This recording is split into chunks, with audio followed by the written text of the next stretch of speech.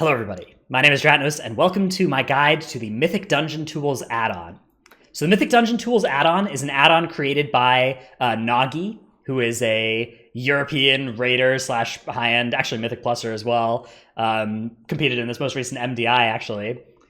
And this is a very powerful add-on that people use to plan out their dungeon strategies, but it's a little bit, I don't know. It's one that sometimes it's sometimes a little bit intimidating to look at. So I'm going to go through some of the features that it has right now. One thing to note is that this this add-on is in active development, and in fact, if you've been following Nagi's Twitter, which you should, and his Twitch and stuff as well, go check that out for sure.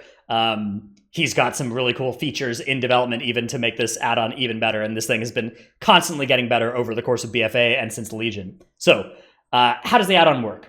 Fundamentally, the way that Mythic Dungeon Tools works is that you use it to plan out a path through a dungeon and figure out so that you don't get to the end of the dungeon and have more or less count than you needed to get through the dungeon. Obviously, it's really bad to get to the end of the dungeon and not have enough count and have to backtrack and get some extra. It's also really bad to go over count, though, and this is something that people don't really appreciate enough, but if you've killed, 20% extra of the enemies in the dungeon, that's a serious waste of time, right? You didn't need to do that. So this is an add-on that can help you avoid that by figuring out what is going to be in your path through the dungeon. So at its core, one way that this feature will be used is people will just go through and they'll just click all of the enemies that they want to have in their path and see when that adds up to 100%, right? That's a kind of the level 1 way to use this add-on.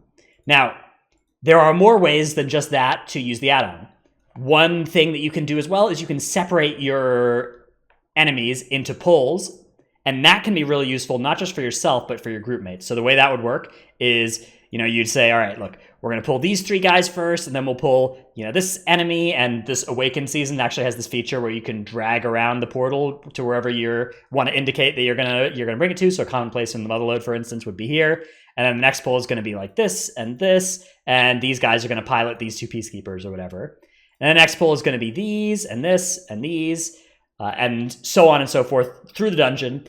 You'll notice that the pulls here are different colors so that you can quickly identify which enemies are in which pull. That's a feature here that you can turn off or on at your leisure. And you can even change what colors it does. And you can even turn on a colorblind mode if you have a need for that. So and you can apply it to the route as well if you want to change it afterwards. So pretty useful set of tools there. This is all new as well. Back in season 1 of BFA, I was manually coloring all of my. Actually, there even before then, you could just draw. I was drawing circles around instead of coloring the mobs because that was a new feature. So again, just goes to show how many cool features are being added to this. One thing, for instance, that's coming soon is there even going to be highlights around the pulls that you've selected, little automatically drawn circles indicating where the pulls go.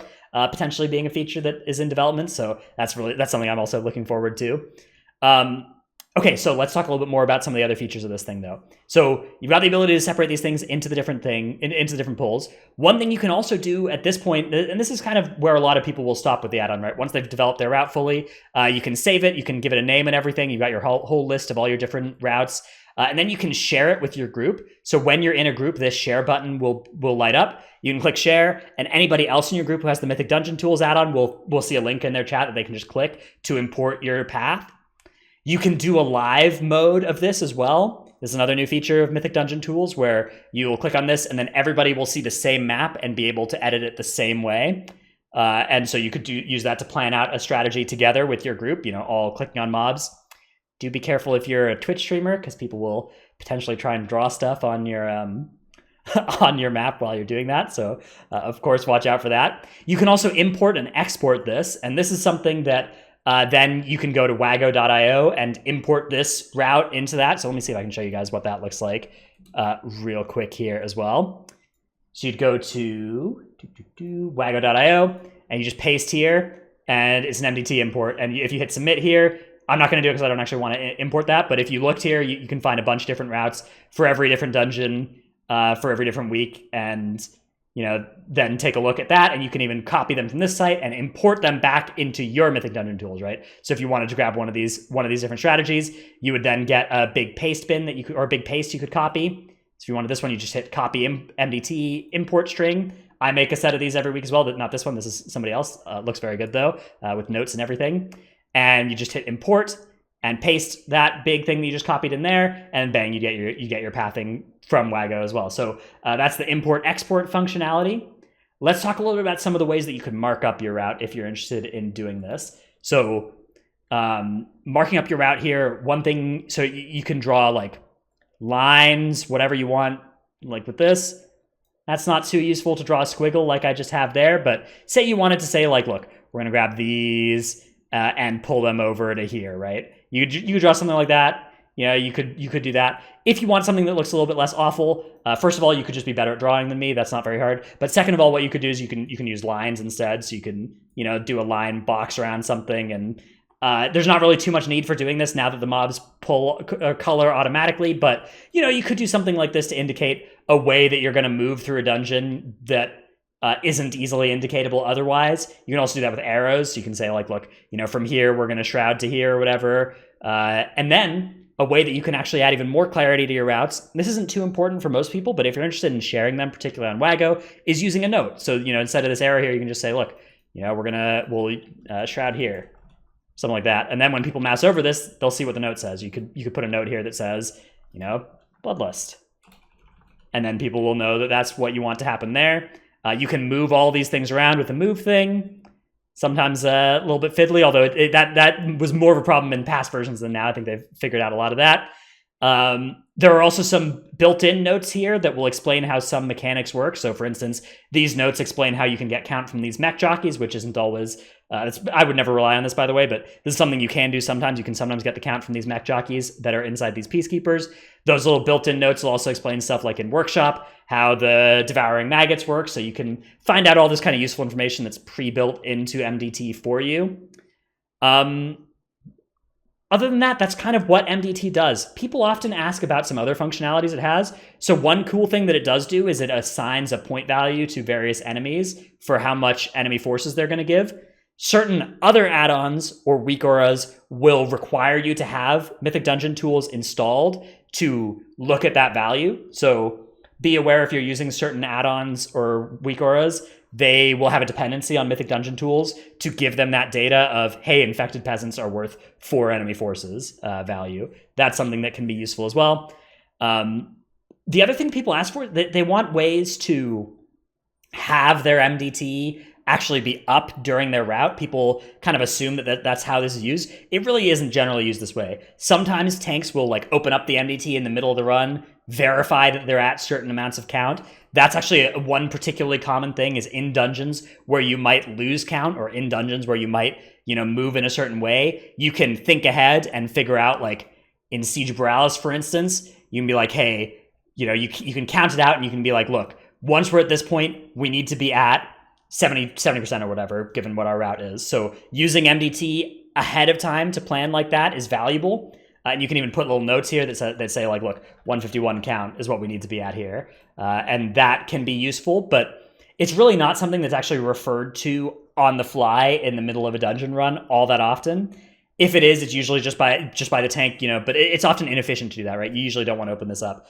Having an MDT opened up like from the Wago site on a second monitor can be a strategy you can use, but really most people don't do this in keys. So that there's not really, this is more of a planning thing than it is something that you'll actually use in the middle of a keystone. And I would advise trying to get away from opening this in the middle of the run as much as you can. It's kind of like a training wheels on a bike situation where it might be something you need at the start to get stable, but once you can take them off, you're going to go faster. So that's my advice for MDT on that end.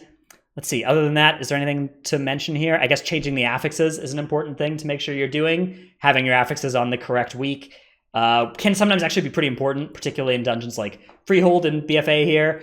Depending on which week you're on, that's going to actually change the composition of the dungeon for the crew joining thing, and it's going to change which of the spires are where. So making sure that you're on your correct current week is an important thing for that. Making sure that you're on teaming if it's a teaming week. You can always click this little warning sign if you're on a week that's not the currently active week, and that will bring you to the right week. So the only reason you really ever need to be on a different week is if you're planning ahead for a future week. But other than that, you can just always make sure that you're on the green number for this. One final feature I'd like to talk about here for Mythic Dungeon Tools is calculating mob like health. So What you can do is by scaling this dungeon level thing here, it can actually tell you what the mob's health is going to be at different levels, and that can help you plan things a little bit. I don't think it'll actually correctly, it doesn't scale this tooltip to help you identify how much damage its various abilities are going to do, but this little page that you get from right-clicking on enemy is sometimes pretty useful. Getting the names of its various abilities, you can even link its spells, and then that can go into your party chat, I think, when you do that in a party, and that can be useful too. Then you can go look up more information about those spells on Wowhead. One little, I guess, I'm going to turn this into a double spotlight. My friend and guildie Trance has a website that does fill that functionality. So justhealus.com here. And there's a Twitch stream actually, Transbrew. You can go to this website, and this can be a good way to actually identify if you're going to survive against various abilities. This is really not something that you're going to need much in most ski levels, but if you're doing like actually Freehold is a great example of this, where it becomes relevant fairly early, where on like a Tyrannical 19, you're starting to get to the level where you might perish to some of these abilities. But it's just, it'll just tell you how much damage you're going to take from different boss abilities, different trash abilities. And this website actually has some pretty cool functionality where it will factor in like, okay, Demon Hunter passive tattoos reducing your magic damage taken, and then you can even plug in your stamina, your versatility and stuff to figure out exactly if you're going to get one shot by stuff, and whether or not you're going to live with Aura Mastery, whether or not you're going to live with Sack, whether or not you're going to live if you eat verse food or have a stam flask on or whatever. All of those things, this is something that website can do. Not really something that MDT does itself. MDT mostly works on the enemy health side of things, but that can be useful as well. It can be absolutely useful because particularly if you're playing with like a fire mage, sometimes they'll know exactly how much damage they can do with the combustion to stuff on average. And so you can get a pretty good idea if you're going to be able to nuke something down quickly or not. And you can just kind of get a pretty good idea of just how much health this stupid boss has on like a 26. It's a lot, 74 million. Anyways, that's Mythic Dungeon Tools, and I guess a little justhealus.com spotlight. Hopefully this video helped you with your planning for dungeons. Hopefully you learned something cool here.